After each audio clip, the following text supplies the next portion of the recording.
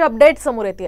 गोळीबार प्रकरणाचा अहवाल आता विधिमंडळाला प्राप्त झालेला आहे। कोर्टाच्या कारवाईनंतर विधिमंडळ यावर कारवाई करणार असल्याची माहिती सूत्रांनी दिली आहे। आताची ही महत्त्वाची अपडेट आपण पाहतोय। गणपत गायकवाड यांनी भर पोलीस स्टेशनमध्ये शिंदे गटाच्या कार्यकर्त्यावर एका नेत्यावर गोळीबार केला होता आणि याच प्रकरणाचा अहवाल आता विधिमंडळाला प्राप्त झालेला आहे।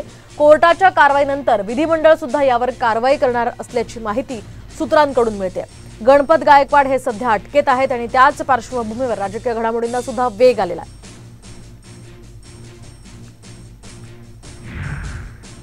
आमदार गणपत गायकवाड गोळीबार प्रकरणावरून शिवसेनेचे मंत्री चांगलेच आक्रमक झाले। शिवसेनेच्या 7 मंत्र्यांनी उपमुख्यमंत्री देवेंद्र फडणवीसांची भेट घेतली आणि याच वेळी गणपत गायकवाड यांच्यावर शिस्तभंगाची कारवाई करावी अशी मागणी त्यांनी केली आहे। गणपत गायकवाड यांनी मुख्यमंत्र्यांबद्दल केलेलं वक्तव्य हे सुद्धा खेदजनक असल्याचं म्हणत या वक्तव्याबद्दल मंत्र्यांनी नाराजी व्यक्त केली आहे। तर आताची ही महत्त्वाची अपडेट आपण पाहतोय।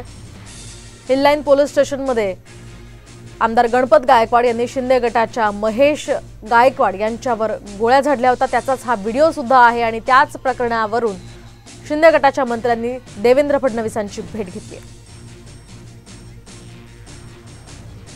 तर मुख्यमंत्री एकनाथ शिंदे यांच्यावर मनी लॉन्ड्रिंग कायद्याअंतर्गत कारवाई करण्याची जोरदार मागणी ठाकरे गटाकडून करण्यात आली आहे। तर पोलीस ठाण्यामध्ये गोळीबार करणारे भाजप आमदार गणपत गायकवाड यांनी मुख्यमंत्री शिंदे यांनी कोट्यवधी रुपये घेतल्याचा आरोप केला होता। असेच आरोप जेव्हा विरोधकांवर झाले तेव्हा विरोधकांवर कारवाई झाली। आता शिंदेंवर कारवाई का होत नाहीये असा सवाल उद्धव ठाकरेंनी केलाय। तर शिंदेंवर आरोप केल्यानं संपूर्ण महाराष्ट्र दखल घेईल म्हणून आरोप केले असतील अशी सारवासारव यावर दीपक केसरकरांनी केली आहे।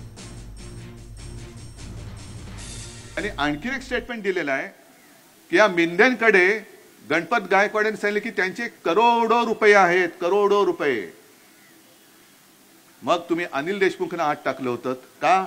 तर 100 कोटीचा हप्ता गोळा करायला सांगितला। ऐक्यू माहिती मग याने तर पोलीस स्टेशनमध्ये गोळीबार केलाय। सगळी काही पुरावे आहेत, तुमच्याकडे सीसीटीव्ही फुटेज आहे, काय केलं ते दिसते, पण तो काय बोललाय त्याची दखल का नाही तुम्ही घेत? त्यांना माहिती आहे की मी अडकलेलो आहे। मग मी अडकलेलो आहे तर तो कार्यकर्ता कोणाचा आहे? समोरचा कार्यकर्ता शिंदेंचा आहे। मग त्या कार्यकर्त्याबद्दल विरोधात बोललो, कोणी त्याची दखल नाही करणार। त्याच्याऐवजी शिंदे साहेबांच्या बद्दल बोललो तर त्याची दखल संपूर्ण महाराष्ट्र घेईल।